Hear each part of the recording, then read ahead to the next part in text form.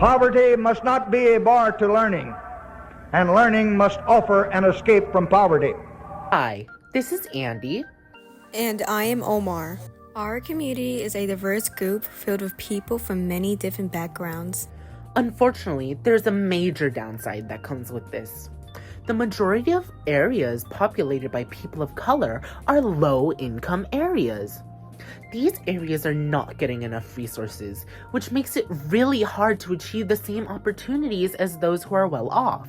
But not all hope is lost, because there are operations out there to help these needs, such as Operation Jumpstart. So, just to reiterate, OJS's mission is to empower youth by giving them access to education, to ultimately obtain a higher education and ideally end or begin to end the cycle of generational poverty.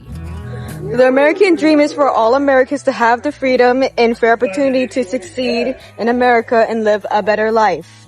Yet students from low-income families in Long Beach don't have as many resources as people from more wealthier areas.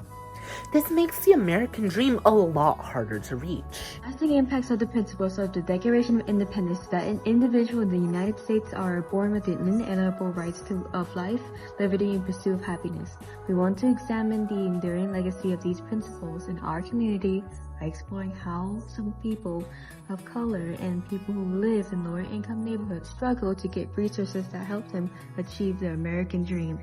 We want to see what our government does to help provide equity and what more could be done to achieve more equality and fairness. Students as well as schools from lower income areas have limited access to many valuable resources that could support their education.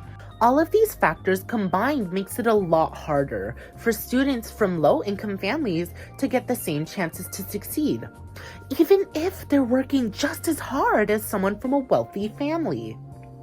I myself come from a low-income family, and I've experienced a lot of these issues. It's honestly really a pain to navigate through my education with all of these hurdles in the way. That was about financing. And the reason in some ways is simple. We know back then in 1965, and we know today, that many high poverty school systems get less than their fair share of dollars. You take a look in Chicago, where in the wealthier, leafier suburbs, school districts get twice as much money as those school systems in the inner cities. As humans, we only have so much capacity to allocate our energy to different areas of our life at one time. And so if a student comes from a low-income household, there is some financial insecurity or maybe instability in that aspect of their life. And so with that comes a redirection of their focus towards fulfilling basic needs like food, water, clothing, shelter, and as a result, they're unable to dedicate more energy towards other aspects of their life, like building friendships, or having a high self-esteem, or participating in extracurriculars, because they just have so much focus on this other aspect of their life that is ultimately out of their control.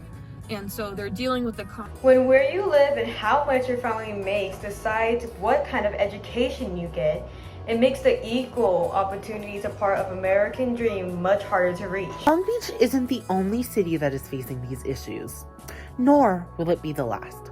All over the country, there are students who are working tirelessly, fighting to have a chance to succeed in life. Meanwhile, someone whose family is well off can navigate their education like it's smooth sailing.